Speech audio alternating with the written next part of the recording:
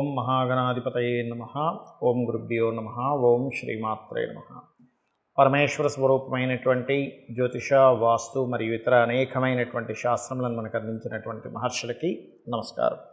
హయగ్రీవ హయగ్రీవ హయగ్రీవేతి యో వదేత్ తస్య నిస్సరతే వాణి జహ్నుకన్యా ప్రవాహవత్. అరుణాం కరుణాతరంగితాక్షీం ధృతపాశాంకుశపుష్పబాణచాపాం అనిమాదివిరావృతాం మయూకైః అహమిత్యేవ విభావయే భవానీం. శ్రీమాత్రే నమః. ప్రేక్షకులకి ఆ లలితాంబిక అమ్మవారి యొక్క అనుగ్రహం పరిపూర్ణంగా కలగాలని మనస్ఫూర్తిగా కోరుకుంటూ మనం ఈరోజు చెప్పుకోబోయేటువంటి టాపిక్ ఏమిటి అంటే, ఇప్పుడు మనకి 1వ తేదీ నుంచి కుజుడు తన ఓన్ హౌస్లోకి ఫైరీ సైన్లోకి వస్తున్నాడు. మరియు శని కుంభరాశిలో ఉండి తన ఓన్ హౌస్ నుంచి కుజుడిని వీక్షిస్తున్నాడు.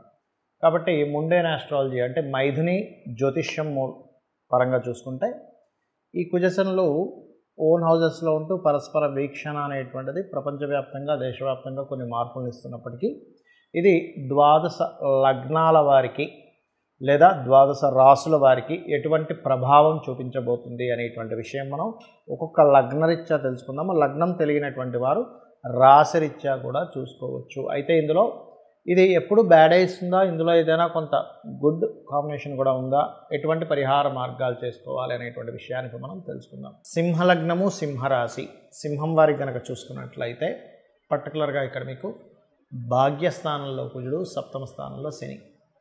భాగ్య కుజుడు ఉన్నప్పుడు, సప్తమ శని ఉన్నప్పుడు ఈ శని యొక్క దృష్టి కుజుడి మీద ఉంది. థర్డ్ ఆస్పెక్ట్ అంటారు దాన్ని.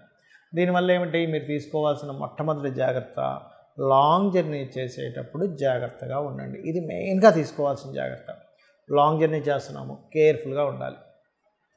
అలాగే రెండవది ఏమిటి అంటే, ఇక్కడ కనుక చూసుకున్నట్లయితే దీంతోపాటు ఈ సప్తమ స్థానంలో శని ఉన్నందుకు సర్వసాధారణంగానే సప్తమంలో శని ఉన్నప్పుడు ఏంటి, గోచారంలో కొంచెం వివాహ నిర్ణయాలు కానీ పార్ట్నర్షిప్స్ విషయాలు కానీ లేట్ అవుతూ ఉంటాయి. మాట్లాడేటప్పుడు లేట్గా వెళ్తూ ఉంటుంది పరిస్థితి. దాంతోపాటు ఇప్పుడు కాస్త కుజుడు దృష్టి ఉండేసరికి మీరు వివాహ సంబంధించిన విషయాలు మాట్లాడేటప్పుడు అవతల వాళ్ళు ఏదైనా మీ మీద కొంత అగ్రెసివ్ నేచర్ని చూపించే ఛాన్స్ ఉంటుంది. Because of from 7th house 3rd హౌస్లో కుజుడు ఉన్నాడు కాబట్టి. సో అటువంటి అగ్రెసివ్ నేచర్ వాళ్ళల్లో కనబడడం వల్ల మీరు కొంచెం వెనక్కి తగ్గడం, లేకపోతే వాళ్ళ అగ్రెసివ్ నేచర్కి మీరు ఇంకొంచెం ఏదైనా మాట్లాడడం వల్ల ఇద్దరి మధ్యన విభేదాలు రావడం అనేటువంటిది వివాహానికి ముందు వివాహ సంబంధాలు ప్రయత్నం చేసే విషయంలోనే జరుగుతుంది. లేదా జీవిత భాగస్వామితో కూడా అటువంటి ఘర్షణలు జరిగే ఛాన్సెస్ ఎక్కువగా చూపిస్తున్నాయి. అలాగే మరొక విషయం ఏంటంటే, మీ యొక్క జీవిత భాగస్వామి యొక్క సిబ్లింగ్స్కి విదేశీ యోగాలు కలుగుతాయి కాంబినేషన్ ఉన్నప్పుడు. అదేవిధంగా కొద్దిగా భాగ్యస్థానంలో భాగ్యాధిపతి ఉన్నందుకు ఏదైనా కాస్త లాంగ్ జర్నీ జాగ్రత్తగా ఉండమని చెప్పాను. కాకపోతే శక్తి దేవత ఆలయాలకు వెళ్ళడము, క్షేత్రాలకు వెళ్ళడము, నరసింహస్వామికి ఉపాసన చేయడము, ఇటువంటి వాటికి చాలా బాగుంటుంది. అందులో ఎటువంటి సందేహం లేదు. కాకపోతే మీరు కాస్త ఎవరికైనా ప్రాపర్టీ రిలేటెడ్ సంబంధంగా మీరు ధనం ఇవ్వడం కానీ ధనం తీసుకోవడం కానీ ఇటువంటివి చేసేటప్పుడు మాత్రం కాస్త జాగ్రత్తగా ఉండండి. బికాజ్ ఆఫ్ 4th లార్డ్ వెళ్ళి అగ్రెసివ్ సైన్లో ఉంటూ శని దృష్టిలో ఉన్నాడు. 4th హౌస్ అంటే ఏంటి, ప్రాపర్టీస్, ఎడ్యుకేషన్ ఇట్లాంటివి. సో అటువంటి విషయాల్లో మీరు ఒక్కోసారి చూడండి, మనకేమవుతుంది, ఏదో ప్రాపర్టీ తీసుకుందాం అనుకుంటాం, వాళ్ళకి ఏదో మనీ ఇస్తాం, తీరా చూస్తే వాళ్ళు రిజిస్ట్రేషన్ చేస్తారంటారు, ఏవో కారణాలు చెప్తూ ఉంటారు, అదేదో పర్మిషన్ రాలేదంటారు, ఇంకోటి ఏదో చెప్తారు. మనం డబ్బులు కట్టే ముందు ఇవేమీ చెప్పరు, డబ్బులు కట్టిన తర్వాత చెప్తూ ఉంటారు. అటువంటి ప్రాబ్లం ఏమైనా ఉందా, జెన్యూన్ పర్సనా కాదా, ఇవి ఖచ్చితంగా మీరు నిర్ధారణ చేసుకోండి. అదేవిధంగా మీరు చేయాల్సిన దేవతా ఆరాధన, ముఖ్యంగా ఇందాక నేను చెప్పినట్టుగా శని కుజగ్రహాల దగ్గర దీపారాధన చేయడము, గోవుకి బెల్లము, బీట్రూట్, క్యారెట్స్ తినిపించడం, ఇవి చేయండి. అన్ని విధాలా బాగుంటుంది. ఇక్కడ పర్టికులర్గా ఈ కుజుడు శని ఓన్ హౌస్ అండ్ శని యొక్క దృష్టి, దీనికి మనకి దీంతో పాటు మనకి సంవత్సరం క్రోధినామ సంవత్సరం అయింది. దీన్ని కరెక్ట్గా మనం అబ్జర్వ్ చేసినట్లయితే క్రోధినామ సంవత్సరం అయిన రోజు మనకి మంగళవారం అయింది.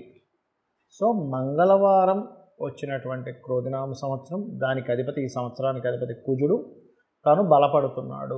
ఇది గుర్తుపెట్టుకోవాల్సిన అంశం.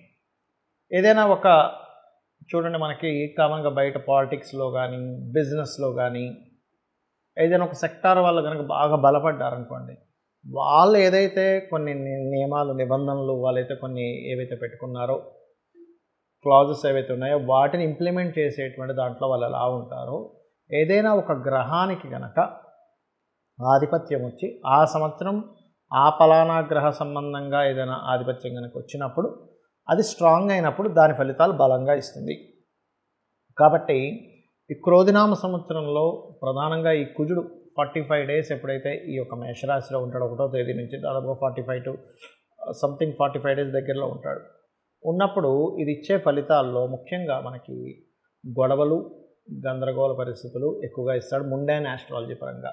అంటే ఏంటి, ప్రపంచవ్యాప్తంగా యుద్ధ సంబంధమైనటువంటి పరిస్థితులు, అల్లర్లు, గొడవలు, ఆవేశాలు, వీటితో పాటు ప్రకృతిలో ఎటువంటి మార్పులను ఇస్తుంది ఇది అని చెప్పి చూసుకున్నట్లయితే ఒకటేసారి భౌగోళికంగా తీసుకుంటే ఒక దగ్గర చూస్తే విపరీతమైన ఎండలు. మనం గతంలో కూడా ఒక వీడియోలో చేసాం, 50 డిగ్రీలు దాటినా ఆశ్చర్యపోవాల్సిన పని లేదు అని. యాజ్ ఇట్ ఈజ్గా అలాగే జరిగింది. 50 డిగ్రీలు దాటింది కొన్ని ప్రదేశాల్లో, మన వీడియోలో చెప్పినట్టుగా. దాదాపుగా ఇది ఒక నెల రోజుల క్రితం చెప్పిన అంశం ఇది. సో 50 డిగ్రీస్ దాటినా ఆశ్చర్యపోవాల్సిన పని లేదని ఏదైతే అన్నామో, ఇప్పుడు చూస్తే జూన్ మాసం వచ్చేస్తుంది. సో జూన్ మాసంలో సర్వసాధారణంగా ఎండలు తగ్గి వర్షాలు పడాలి. అయితే ఈ వర్షాలు ఎలా పడతాయి, ప్రకృతి ఎటువంటి మార్పులను ఇస్తుంది అంటే బాగా ఎండ కనిపిస్తున్నట్టుగా ఉంటుంది, సడన్గా వర్షం బోహన పడిపోతుంది. బాగా వర్షాలు పడుతున్నాయి, ఇంకేంటి అయ్య బాబాయ్ వర్షాకాలం లాగా ఇంకొచ్చేసింది, ఇంకేముంది వర్షాలు పడుతున్నాయి అనగానే విపరీతమైన ఎండలు వస్తూ ఉంటాయి. అంటే ఏమిటి, కోల్డ్, రెయిన్, అదేవిధంగా వాటర్ సంబంధించినటువంటి గ్రహం ఏదైతే శాటర్న్ ఉన్నాడో ఆయన కుంభరాశిలో అర్ధజల రాశిలో ఉంటూ అగ్నితత్వ రాశుల్లో ఉండేటువంటి కుజుడిని వీక్షిస్తున్నాడు. సో ఇదేమిటి, ప్రకృతిని శాసిస్తూ ఉంటాయి గ్రహాలు, ప్రకృతిని మారుస్తూ ఉంటాయి, ప్రకృతి పరంగా అనేకమైనటువంటి విషయాలను చెప్తూ ఉంటాయి. అందుకే చూడండి, కృత్తికా నక్షత్రం మీదకి రవి వచ్చినప్పుడు కర్తరి అంటారు, రోహిణి కార్తీ అంటారు. కృత్తికా అంటే ఏంటి, అగ్నితత్వ గ్రహ రాశుల మీద, అగ్నితత్వ నక్షత్రాల మీదకి గ్రహాలు సంచరించేటప్పుడు ఆ ప్రభావం ఉంటుంది. సూర్యుడి యొక్క భానుడి యొక్క ప్రభావం ఎలా ఉంటుందో ఈ గ్రహాలు కూడా ఓన్ హౌజెస్లో ఉన్నప్పుడు ఇటువంటి పరిస్థితులు వస్తూ ఉంటాయి. మరి అందరూ కూడా ఇప్పుడు నాకు నక్షత్రం తెలియదండి, లగ్నం తెలియదు, రాశి తెలియదు, ఏం చేసుకోవాలి? ఇదేంటంటే యూనివర్సల్గా ఇచ్చేటువంటి ఒక అగ్ని ప్రమాదాలు కానివ్వండి, లేకపోతే విపరీతమైన ఎండలు కానివ్వండి, విపరీతమైన వానలు కానివ్వండి, దేశానికి మధ్యన ఏదో తెలియని ఒక చిన్న ఘర్షణ వాతావరణం కానివ్వండి, పోలీసు, మిలిటరీ ఇట్లాంటి వాళ్ళ మీద ప్రెజర్ ఉండడం కానివ్వండి, ఇటువంటివన్నీ ఒక ఎత్తు అయితే అందరూ అంటున్నారు పంచగ్రహ కూటం వల్ల ఏదో విపత్తు వస్తుంది. పంచగ్రహ కూటం వల్ల ఇటువంటి విపత్తు రాదు, గుర్తుపెట్టుకోండి. కేవలం రవి తన నుంచి దశమ స్థానంలో ఉన్నందుకు గవర్నమెంట్ అనేకమైనటువంటి మార్పులను తీసుకొస్తుంది. దీనివల్ల ఈ మార్పుల వల్ల కలిగేటువంటి అల్లర్లు కూడా కొంతవరకు జరగవచ్చు ఇక్కడ. అయితే ఇక్కడ మనం ఎవరు ఎలా ఉన్నా, అంటే ఏ నక్షత్రం అయినా వాళ్ళ గ్రహస్థితి ఎలా ఉన్నా వాళ్ళు చేసుకోవాల్సింది. మనకి లక్కీగా శనివారం నాడు ఆంజనేయ స్వామికి సంబంధించినటువంటి హనుమత్ జయంతి కూడా వస్తుంది. సో ఆ రోజు నుంచి ఈ 45 డేస్ కంటిన్యూ 40 డేస్ ఎవరైతే ఆంజనేయ స్వామి యొక్క స్తోత్ర పఠనం చేస్తారో ఉదయం సాయంత్రం హనుమాన్ చాలీసా చేసుకోవచ్చు.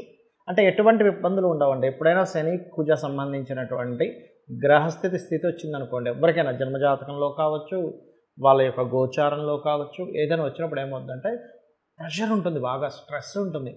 అది ప్రకృతిలో అయితే ఆ రకంగా ఉంటుంది, మనుషులకైతే స్ట్రెస్ ఎక్కువగా ఉంటుంది, బాడీ పెయిన్స్ అని అదని ఇదని ఇస్తూ ఉంటుంది. అయితే ఇక్కడ ఎవరైతే హనుమత్ సంబంధించినటువంటి పారాయణము, మన్యసూక్త పారాయణము లేదా చండీ వినడం, చండీ పారాయణం చేయడం ఇలా ఎవరైతే చేస్తారో వారికి దీని ప్రభావం పడకుండా అదొక ఆరాలా నిలబడుతుంది.